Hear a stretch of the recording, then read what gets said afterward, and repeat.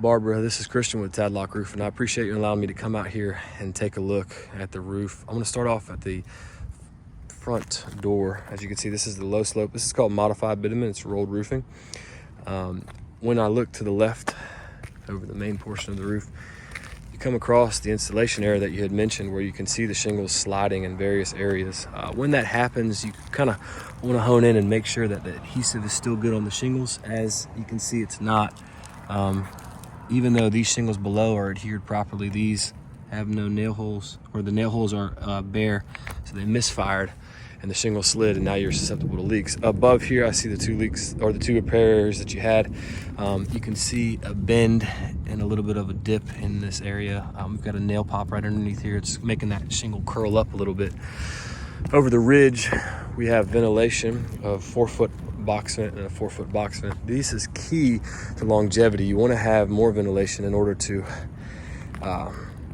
keep the shingles fighting for a longer life, because it does get hot in Florida. Again, you've got, these are sealed back down like somebody might have came and did the sealant, but what you're looking at is the tears, the withering away in multiple areas. So this is a 3-tab shingle. It is rated for 60-mile-an-hour winds, and it's usually got about a 25-year lifespan at the max. I would say that it has lived its full life. On this portion of the slope, you're at a lower slope than what you have over here. This is an 11-12, almost a 12-12 straight up and down, as you can see the difference compared to this ridge over here.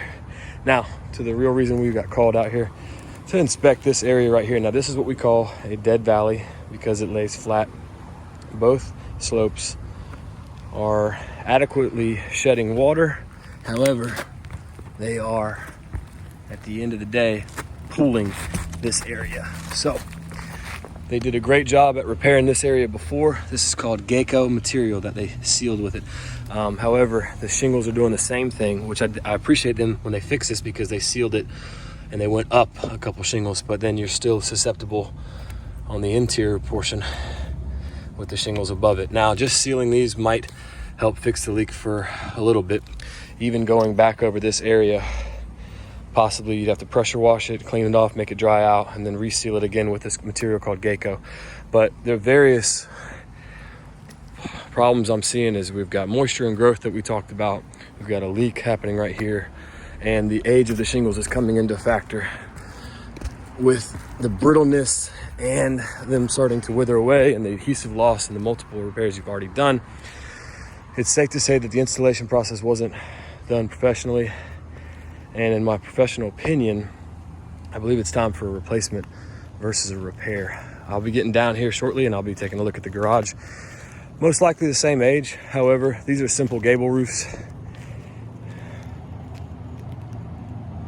and we can determine whether or not that needs to be replaced at this time. I do, however, I've noticed sunken decking in over here, and I'll show you pictures. It looks like we have got another area on the back half too, dipping in pretty severe.